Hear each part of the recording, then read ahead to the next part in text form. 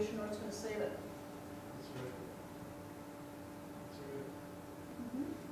That's right.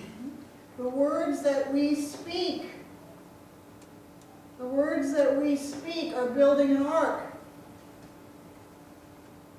of salvation for future generations. Because we're leaving legacies to our children.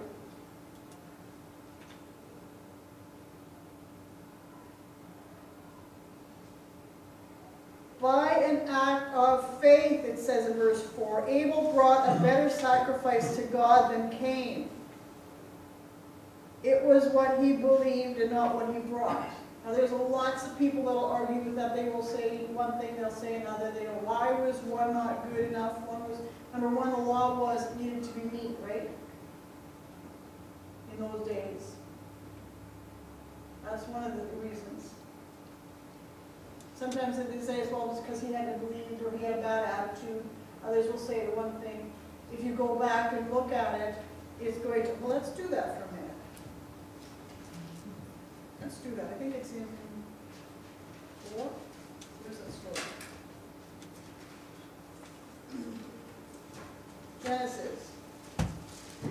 Genesis, yep, it is. 3 and 4.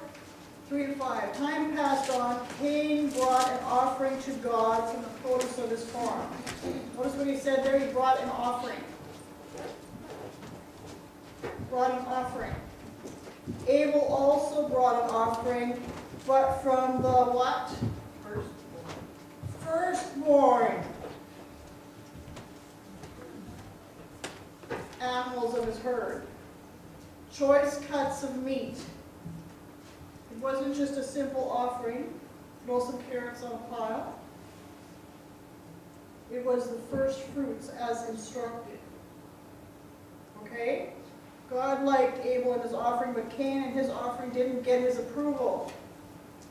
Cain lost his temper and went on a sulk. When we end up seeing those things, why?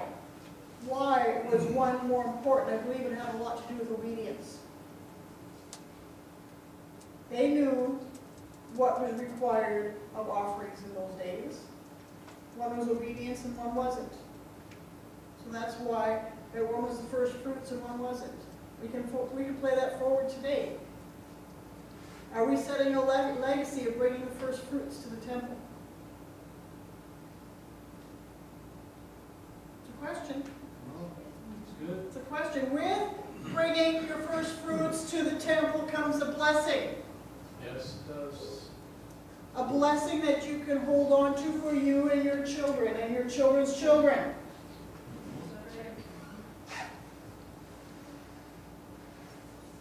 Come on now. That's right. We're building the ark. Do you want to build it with me? Verse 4. Now we're not going to get into a lot of this stuff because we just plain don't have the time.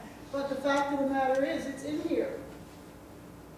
By an act of faith, Enoch skipped death completely. They looked all over, couldn't find him because God had taken him. We know on the basis of reliable testimony that before he was taken, he pleased God. There's another ticket. Hello. There's another ticket. Or another board for your ark, whatever you want to call it. He pleased God. Church, it's important to live our lives in such a way that we please God. Is this works? No. Why wouldn't you want to? Come on. Why wouldn't you want to? It's not something you have to do. Why wouldn't you want to? Preach it. Why wouldn't you want to live your life in such a way that it pleases God? Just a question. Just a question. It is impossible, verse 6, to please God apart from faith. And why? Because anyone who wants to approach God must believe both, first of all, that he exists and that he cares enough to respond to those who seek him. It's important. We got to play this forward into the lives of our children. Yes. If not, the buck stops here.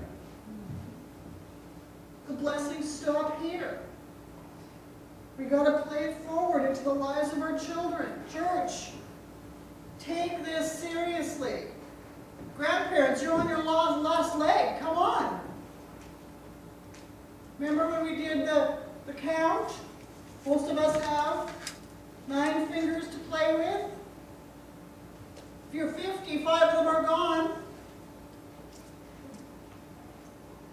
If you're overweight or smoking, guess what?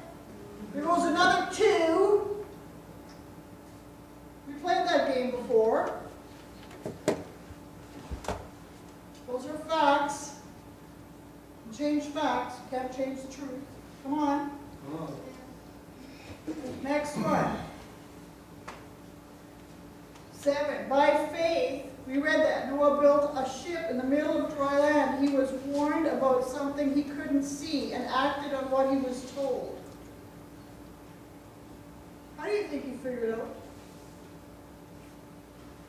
Does God speak to us today Oh, yeah. about what we need to do? Church, do you have any idea how many times Pastor and I hear, I shouldn't really do that? I know I'm supposed to. And a year later, when we talk about it, they say, I know I'm supposed to. I know God spoke to me.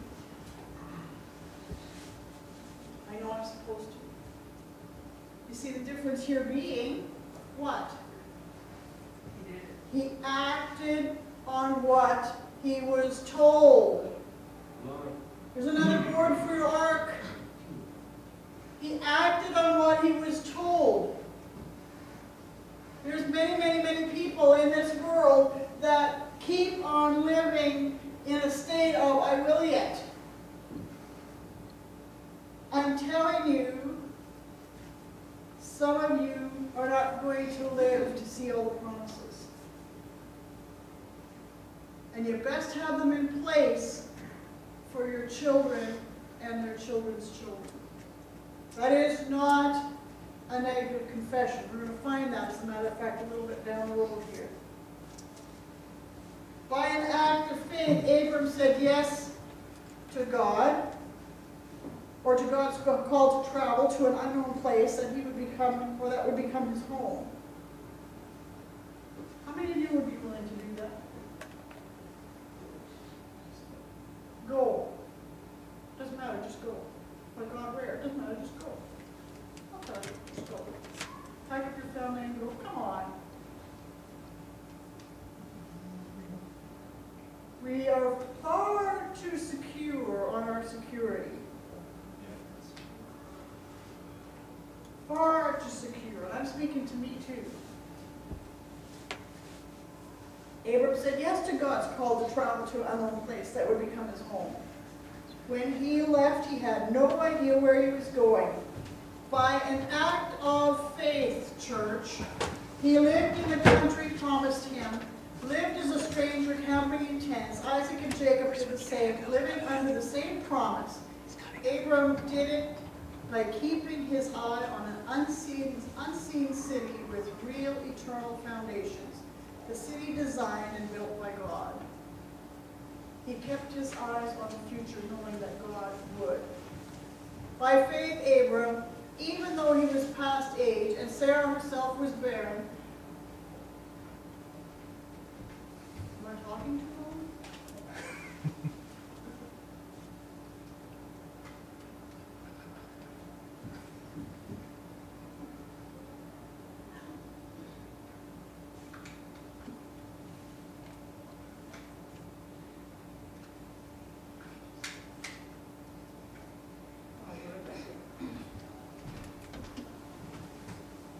By faith, Abram, even though he was past his age, and Sarah herself was barren, was enabled to become a father because he considered himself faithful, who had made the promise. And so from this one man, and he as good as dead, came descendants as numerous as the stars in the sky and as countless as the sand on the seashore. Now listen to this. Verse 13. All these people were still living by faith when they died. When they died. They did not